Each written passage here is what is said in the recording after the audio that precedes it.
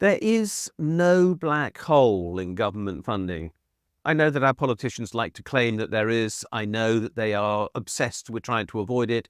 I know that they claim they are presenting fully costed manifestos at the forthcoming general election, and all of that is utterly unnecessary. Why? Because there can never be a black hole in our government's finances. Let's be clear how our government is funded. There are only three options available. One is taxation, and we know about that. The second one is borrowing, and they are obsessed about eliminating that, but for no good reason, because there are hordes of people queuing up who would like to save their money with the government if only they had the opportunity to do so, but the government doesn't want to welcome their cash. And thirdly, there is government money creation. What is government money creation?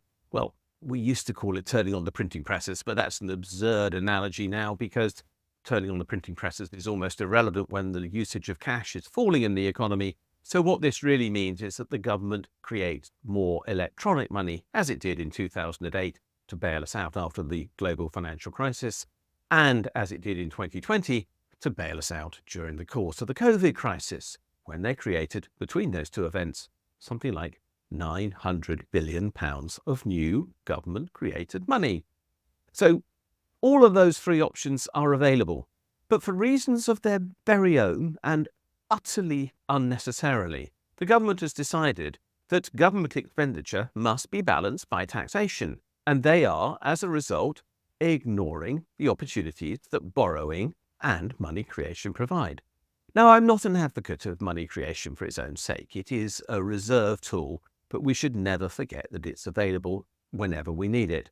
But borrowing? No, borrowing is really powerful. Borrowing is what we all do if we ever want to buy, well, very often a car or a house or other major items. Why wouldn't the government want to do that? But more than that, why wouldn't it sometimes want to borrow to stimulate the whole of the economy by taking less tax back than it injects into the economy by way of cash? Because that's what delivers growth. So why wouldn't it do that? I don't know. It's acting against your economic well-being by having this obsession with balancing the books and claiming that otherwise there's a black hole in government funding.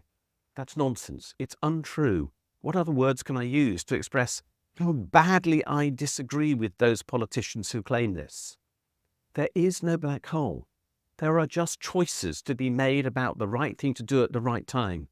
And when we have, as we do in the UK at present, serious underemployment of people in our economy, people who could therefore be put to, it's a rather crude way of putting it, but better use at better pay to produce better outcomes for us all, then of course there is the opportunity for the government to spend to create an increase in well-being, not just for those people, but all of us, by running a deficit.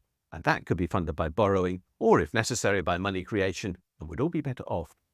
And there would be no inflation as a result, because we would be using unused resources that are available in our economy at present and putting them to use for mutual well-being.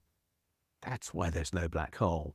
There's only opportunity, and our politicians aren't reaching out to grab it.